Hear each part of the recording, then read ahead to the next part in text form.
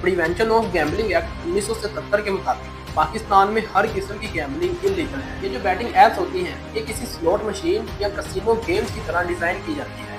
ये डिजाइन और साइकोलॉजी में डार्क पैटर्न्स का यूज करती है ताकि यूजर्स को हुक किया जा सके। गैम्बलिंग एडिक्शन का सीधा असर मेंटल हेल्थ पर होता है क्योंकि इसका डायरेक्ट ताल्लुक एंजाइटी, डिप्रेशन और हत्या के सुसाइड से है। असल में आप लोग बेट के साथ साथ एक छुपी हुई फीस एप्स को दे रहे होते हो, इसलिए अगर कुछ लोग जीत भी जाएं तो ऐप का सिस्टम ओवरऑल मुनाफा ही कमाता है।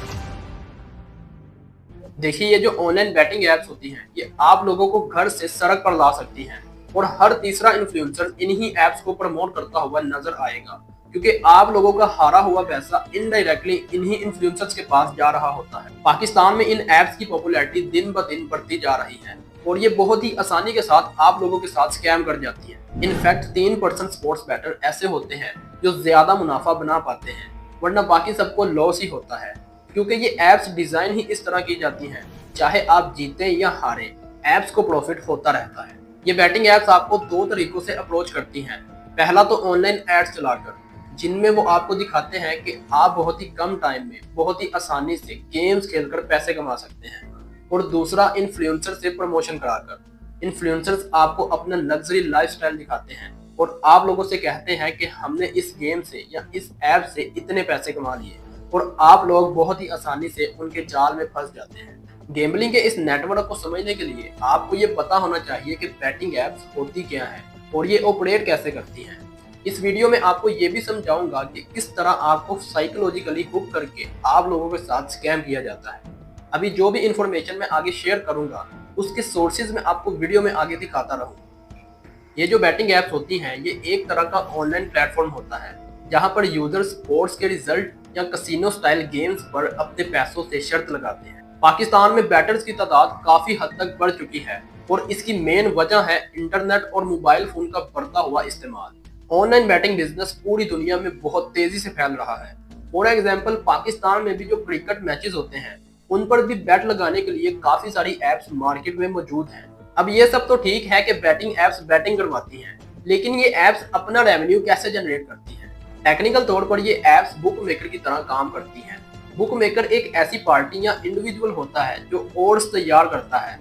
मतलब बुक मेकर आप लोगों से कहता है कि आप इस टीम पर अगर इतना पैसा लगाओगे तो आप लोगों को इतना प्रॉफिट होगा, और जितने भी बैटर्स होते हैं बुक मेकर उन सब से बैट कलेक्ट करता है, फिर जो कोई भी जीतता है उसे उसका प्रॉफिट दे देता है। लेकिन ये जो बुक मेकर होता है ये अपना मार्जिन पहले ही फिक्स कर लेता है, चाहे कोई भी जीते, चाहे ये पार्टी जीते या ये पार्टी जीते, बुक मेकर का प्रॉफिट फिक्स है। अगर अभी भी समझ नहीं आया तो चलो आपको एक एग्जांपल देता हूँ। सपोज कि एक बुक मेकर ने एक सॉकर मैच पर बैट लगाने की ऑफर दी है। अब ये जो बुक मेकर है वो पहले ही दोनों टीम्स के लिए ओड्स को बराबर सेट कर देगा। जो नेट ओड्स हैं वो 2.0 होने चाहिए, लेकिन बुक मेकर अपना मार्जिन पहले ही सेट कर लेगा और ओड्स को 1.9 तक कम कर देगा। ये जो रियल और मार्जिन वाली ओड्स में फर्क आया है यही बुक मेकर का प्रॉफिट होता है। इसलिए बुक मेकर को कोई फर्क नहीं पड़ता कि कौन जीतता है। आजकल की मॉडर्न एप्स एल्गोरिदम और डाटा एनालिटिक्स का इस्तेमाल करती हैं ताकि ओड्स को सेट कर सकें और बेट्स को बैलेंस कर सकें। ये एप्स कुछ फीचर्स भी ऑफर करती हैं जैसे इन play batting, cash out options और पार्लेस, ताकि यूजर इन एप्स के साथ इंगेज रहे। असल में आप लोग बैट के साथ साथ एक छुपी हुई फीस एप्स को दे रहे होते हो, इसलिए अगर कुछ लोग जीत भी जाएं तो ऐप का सिस्टम ओवरऑल मुनाफा ही कमाता है।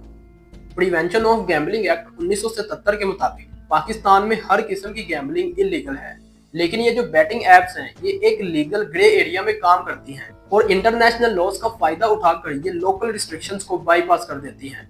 प्रॉपर अवेयरनेस ना मिलने की वजह से पाकिस्तान में बहुत से लोग इन बैटिंग एप्स का यूज करते हैं। इस अनरेगुलेटेड इन्वायरमेंट का मतलब ये है कि ये एप्स लगभग बिना किसी रुकावट के चलती हैं, सोशल मीडिया पर अपनी प्रमोशंस करती हैं और जो भी प्रॉफिट अर्न करती हैं उन्हें बाहर के मुल्कों में भेज देती है। दुनिया भर में ये एप्स एक मल्टी बिलियन इंडस्ट्री बन चुकी है। सिर्फ यूएसए में ये एप्स 10 बिलियन डॉलर का बिजनेस करती है। पाकिस्तान में ये एक अंडरग्राउंड ट्रेंड बन चुका है। नौजवान हर जगह पर बड़े शहरों से लेकर देहाती इलाकों तक इन एप्स का यूज कर रहे हैं।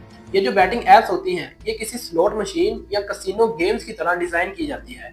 ये डिजाइन और साइकोलॉजी में डार्क पैटर्न्स का यूज करती हैं ताकि यूजर्स को हुक किया जा सके।